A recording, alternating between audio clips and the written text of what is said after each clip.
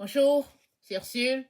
On est le 2 mars 2026. Bienvenue à Vie et Miséricorde. Alors, un peuple qui lui appartienne. Notre texte se trouve dans Tite 2, le verset euh, 13 et 14.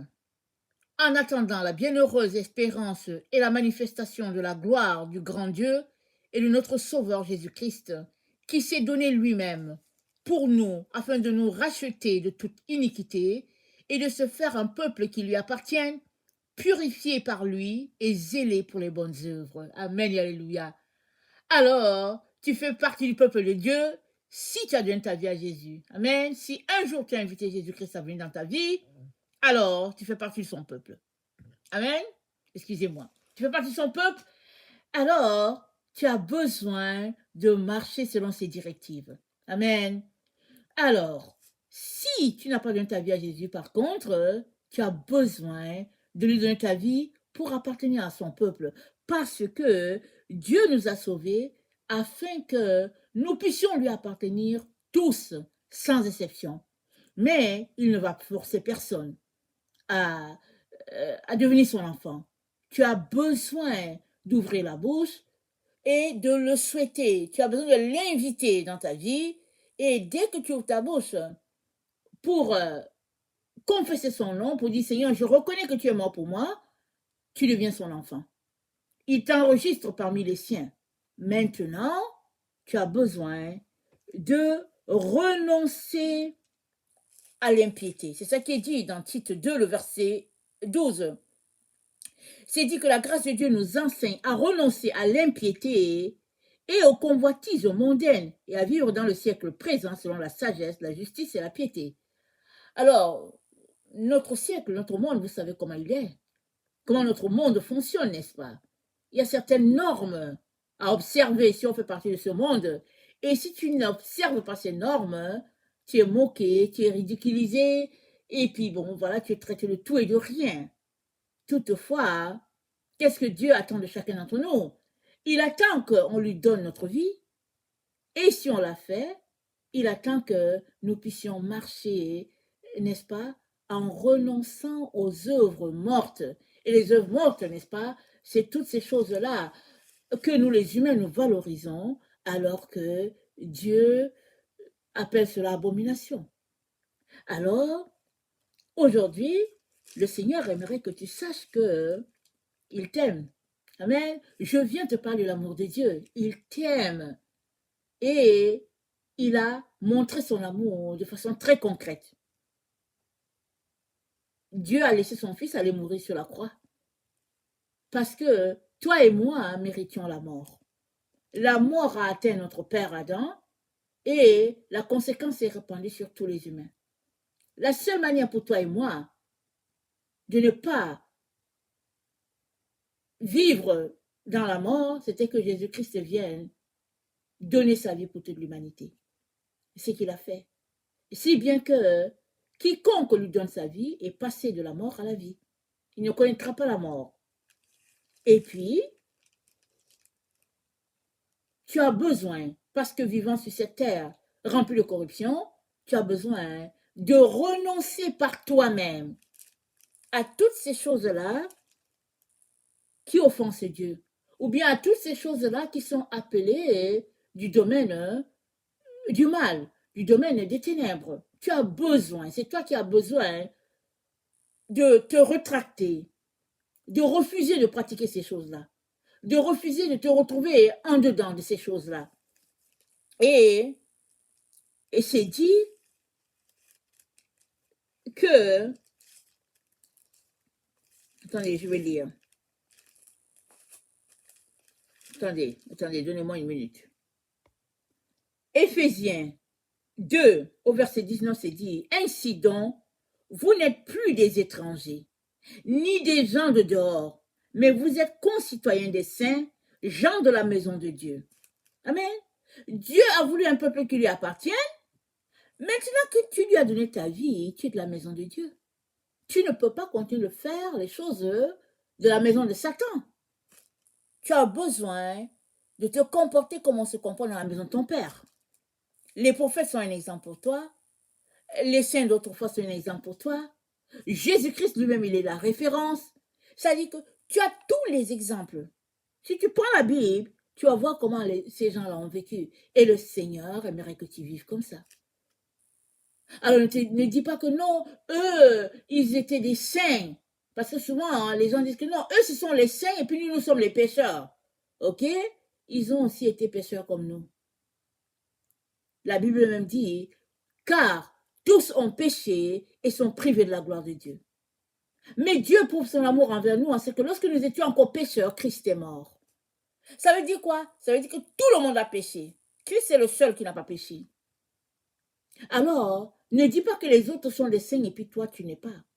Ce que tu dois faire, c'est de décider de ne plus marcher dans les choses dans lesquelles tu marchais autrefois. C'est de décider de quitter ces choses-là par toi-même. Ça prend que tu exerces ta volonté et que tu te bâtisses. Parce que c'est dit, en lui, nous sommes toujours dans Éphésiens 2, le verset 21, en lui, tout l'édifice, bien coordonné, s'élève pour être un temple saint dans le Seigneur. Et quand il dit tout l'édifice, c'est toute la maison de Dieu. Nous avons vu tantôt que Dieu a fait de nous une famille et il veut un peuple qui lui appartienne, c'est de ça qu'on est en train de parler.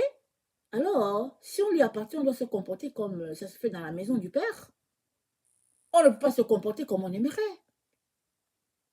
Pour cela, on a besoin de s'ajuster. Amen, on a besoin de s'ajuster. Sinon, on sera tout simplement jeté dehors. Parce qu'on aura refusé de se conformer aux règles de la maison. Alors, Dieu nous dit, il nous dit de ne plus marcher comme on marchait avant. Parce que cette façon de marcher, c'était de l'obscurité. C'était tout simplement des pratiques contre Dieu. Maintenant que nous avons été faits gens de la maison de Dieu, comme on vient de le lire, il nous est appelé de marcher dans la vérité. Et la vérité, c'est Jésus-Christ. Et nous sommes donc appelés à choisir parmi les différentes choses. Qu'est-ce que nous pouvons faire, qu'est-ce que nous ne pouvons pas faire? Et le Saint-Esprit est là pour nous conduire. Parce que c'est dit, il vous conduira dans toute la vérité. Il prendra de ce qui est à Dieu et il vous l'annoncera. Le Saint-Esprit ne vient pas pour parler de lui-même. Il ne vient pas pour se glorifier. Il vient pour parler de Dieu le Père, il vient pour parler de Dieu le Fils. Et il est là, n'est-ce pas? Depuis la première Pentecôte, le Saint-Esprit a été donné. Maintenant, quelle est la place que nous lui accordons? Parce que nous avons besoin du Saint-Esprit pour vivre la vie chrétienne, la vie de Jésus. Elle ne peut pas être vécue par nos propres forces, ce n'est pas possible. Seul le Saint-Esprit va nous donner de passer à travers. Voilà pourquoi nous devons lui laisser toute la place. Toute la place. Et Éphésiens 4, le verset 31 dit que toute amertume, toute animosité, toute colère, toute clameur, toute calomnie, toute espèce de méchanceté disparaisse du milieu de vous. Soyez bons les uns envers les autres, compatissants, vous pardonnant réciproquement comme Dieu vous a pardonné en Christ. Soyez bons les uns envers les autres, vous pardonnant réciproquement. On doit se le rappeler souvent. Parce que souvent, on pourrait retourner en arrière, repenser à nos blessures, se rappeler de ce qui s'est passé, ce que les gens nous ont fait, ou bien ce qu'on a fait à d'autres. Et finalement, on demeure dans le passé, dans l'amertume, et puis on n'avance pas. Mais nous avons été faits gens de la maison de Dieu. Nous devons nous comporter comme on se comporte là-bas. Et la maison de Dieu, c'est où? C'est au ciel. Voilà pourquoi la Bible nous dit, affectionnez-vous des choses qui sont en haut et non de celles qui sont en bas. En bas, c'est les querelles, l'animosité, la convoitise, les disputes. Mais en haut, c'est la paix, la joie, l'amour, et puis la vie du Saint-Esprit. Et ça, Dieu nous dit d'observer cela. Et la famille de Dieu va continuer de se répandre sur la terre. La gloire de Dieu va se répandre Et quand les gens vont nous voir, ils vont dire, on aimerait être comme eux. On aimerait connaître ce Dieu-là. On aimerait lui appartenir. Amen. Et les temps dans lesquels nous sommes, c'est les temps qui se prêtent vraiment à laisser de côté toutes les autres choses et de nous attacher à notre Dieu afin que nous puissions être prêts à tout moment s'il venait. Amen. Que le Seigneur bénisse sa parole. Que sa joie soit notre force en ce jour. Amen. Alléluia. Amen. As-tu déjà invité le Saint-Esprit à venir dans ta vie? Souvent, on ne le fait pas parce qu'on a donné notre vie à Jésus et puis on est chrétien, on va à l'église, ou bien on est dans une famille chrétienne et puis on se dit, on n'a pas besoin et puis on marche, n'est-ce pas, tout simplement dans un type de religion. Ou bien on ne sent pas le besoin. Mais je vous dis, mes frères et sœurs, on a besoin d'inviter le Saint-Esprit parce que c'est l'esprit de vérité. On a besoin de l'inviter, un peu comme on a invité Jésus-Christ. Alors, on pourrait se mettre à discuter là-dessus, se disant, hein, mais si je suis chrétien, c'est parce que le Saint-Esprit est déjà en moi, je n'ai pas besoin d'inviter. On peut s'attarder là-dessus parce que dans le milieu chrétien, hein, les discussions tournent beaucoup sur ce sujet. Mais je ne viens pas nous encourager à garder le rythme des disputes dans cela. Je viens juste vous présenter un fait, c'est que on a besoin d'apprendre les uns des autres. Et la vie chrétienne, elle n'est pas vivable sans le Saint-Esprit. Tu donnes ta vie à Jésus-Christ par le Saint-Esprit, ça c'est vrai.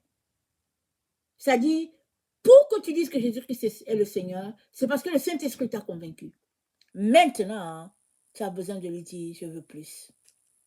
Tu as besoin de lui dire, je veux plus, Père. Viens à mon secours. Donne-moi plus. J'aimerais mieux te connaître. J'aimerais mieux te servir. J'aimerais mieux t'aimer. Alors que tu pries comme ça, c'est le Saint-Esprit qui vient prendre plus, n'est-ce pas, de place en toi pour Dieu. Plus de place pour Jésus. Et tu vas te mettre à aimer encore plus Dieu. Aimer plus encore tes frères et sœurs. Parce que tu as soupiré à plus. Chaque fois que tu soupires à plus de Dieu, c'est le Saint-Esprit qui vient. Chaque fois que tu soupires à plus de Jésus, c'est le Saint-Esprit. Alors soupire. Parce que le Saint-Esprit, c'est ton ami. Il est là pour élever le Père, pour élever le Fils. Et puis toi et moi avons besoin de ce compagnon-là. Jésus-Christ l'a appelé l'autre consolateur. C'est le Saint-Esprit, c'est l'autre Jésus. Nous en avons besoin à cette heure critique où se trouve l'humanité. Parce que, alors que tu ne sais pas où te tourner, il est toujours là pour te parler. Il est toujours là pour te réveiller. Il est toujours là pour garder, n'est-ce pas, les yeux fixés sur Dieu. Pour te garder les yeux fixés sur Dieu. Tu as besoin de lui. Je nous encourage à arrêter de discuter sur les choses qui ne vont pas nous aider. Dis seulement au Seigneur, Seigneur, si j'ai besoin de plus de Saint-Esprit, alors donne-le-moi. Apprends-moi, Seigneur. Enseigne. Apprends-moi, Seigneur. Enseigne-moi, Seigneur. Et le Saint-Esprit va faire le travail. Et tu seras rempli de jour en jour. Et tu voudras encore plus. Amen. Que le Seigneur bénisse sa parole. Et qu'il nous aide à nous concentrer sur ce qui est meilleur. Amen. Que son nom soit béni. Amen. Et alléluia.